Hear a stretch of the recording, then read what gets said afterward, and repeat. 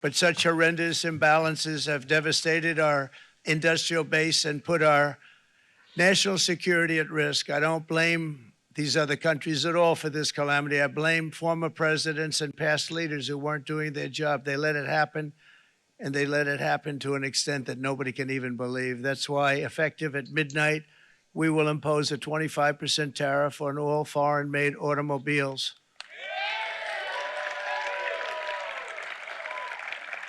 Thank you. He wants that manufacturing sector back pretty bad. He sure does. Now we've got Mark Carney responding to this. The video is from Juno News. Mark Carney, who said, he had all kinds of successful talks with President Trump, and don't worry, he really stuck it to the man. Well, you still got tariffs on steel, aluminum, and cars. So it wasn't that big win the media wanted us all to believe. Actually, the only winner in all of this is Danielle Smith. But anyways, let's hear it from the Undertaker himself. President Trump has just announced a series of measures that are going to fundamentally change the international trading system. Now, in doing so, he has preserved a number of important elements of our relationship, the commercial relationship between Canada and the United States. But the fentanyl tariffs still remain in place, as do the tariffs for steel and aluminum.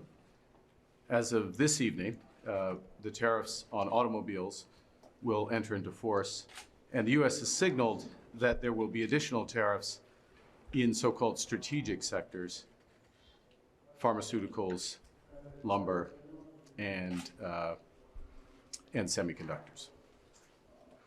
So we're in a situation where there is going to be an impact on the U.S. economy, which will build with time. In our judgment, it will be negative on the U.S. economy. That will have an impact on us. But the series of measures will directly affect millions of Canadians. We're going to fight these tariffs with countermeasures. We are going to protect our workers, and we are going to build the strongest economy in the G7. In a crisis, it's important to come together, and it's essential to act with purpose and with force, and that's what we will do. How bored are you listening to that? Like, the economy is going to collapse in the eastern part of this country, and I'm just bored of listening to it from him. Yeah. He is,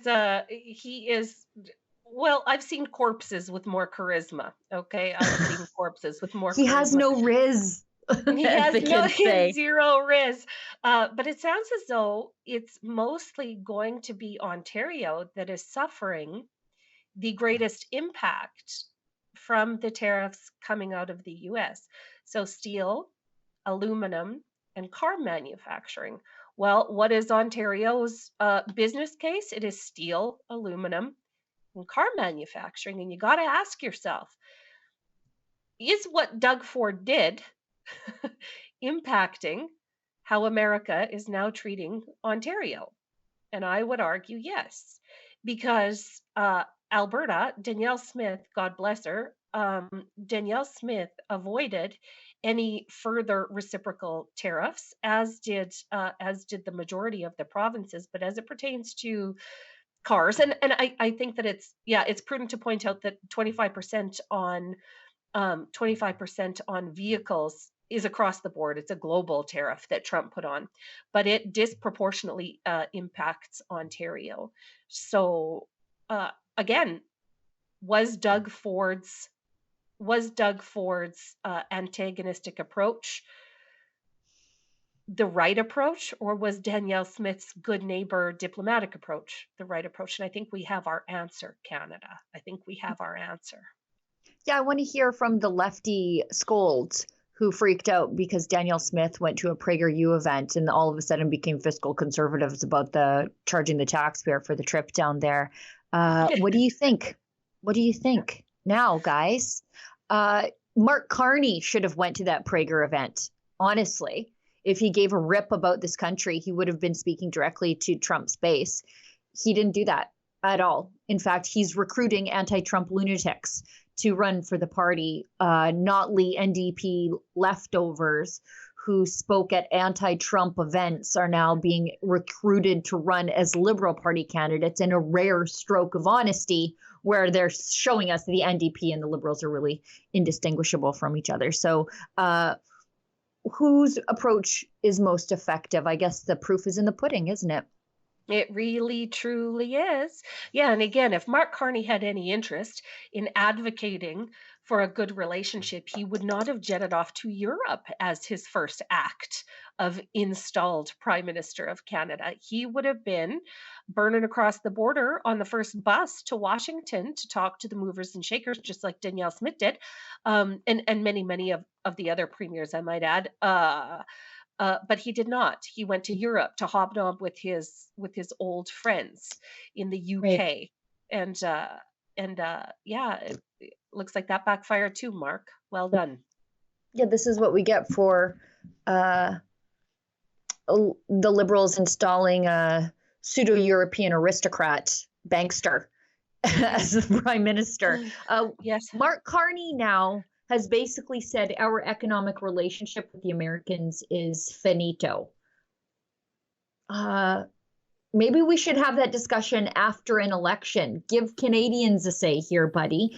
We've got this new clip from, I guess this is live from the morgue with Mark Carney. You said previously that the relationship that Canada had with the United States is now over. Is the U.S. still our ally?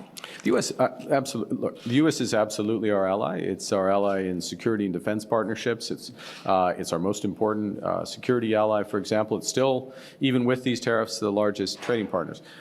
The point I made last week, the point I made again today, is part of what our relationship has been based on, though, has been a degree of integration between our economies, our trade becoming closer and closer together. That is over. I mean, we saw that that was ending a while ago. It's now emphatic. I think the world is learning that that is over. That creates real challenges for us. We're not sugarcoating it. We're absolutely clear about that. It also, though, creates an enormous opportunity for a country like Canada, which has virtually everything that the world wants, has a lot of things that the U.S. wants, and they're going to find out how much they want it with these tariffs. So we have virtually everything the world wants. And when I talk to leaders in Europe, when I talk to the Mexican president, they want to work with us. They want to cooperate with us. And I'll say one other thing, if I may, and then hand, which is one of the things, and I'll go back to Team Canada, Premier Smith, Premier Moe, Monsieur le Premier Ministre Legault, all of those premiers in the very short term either have just gone on major trade initiatives to Europe in some cases, or about to go to trade missions in Asia. That's the Team Canada approach. That's the coordinated approach that we need. And I think Canadians, again, not sugarcoating the challenges, but can be very encouraged about the sense of purpose and action at different levels to move forward. Okay, so a bunch of well-heeled liberals are getting on a bunch of million-dollar jets to fly around the world to have in-person meetings with Asia and Europe instead of hopping on a bus and getting over to Washington and fixing the issue that they created to begin. Oh, good. Oh, good. Oh, perfect. Good. Like, who asked them or gave them permission to do this on our behalf, Canada? And the answer is absolutely nobody. Nobody. Right. They should be doing no negotiation with any country right now up until the election. This is craziness. This is crazy. Oh, hi, it's Ezra Levant here in Toronto with an important message because we need your help. Independent journalism in Canada is under attack. Government censors, big tech deplatformers, and the dying legacy media are all working together to maintain exclusive control on the information you receive.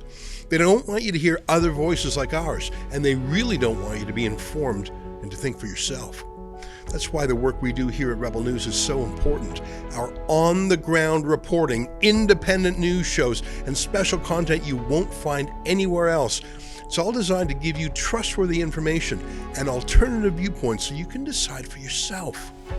We don't get government money, and we are not owned by some big global conglomerate. We're funded by people just like you, so please support independent journalism and help us continue our work by subscribing and becoming a Rebel News Plus member today, right here on the page. Go to rebelnewsplus.com.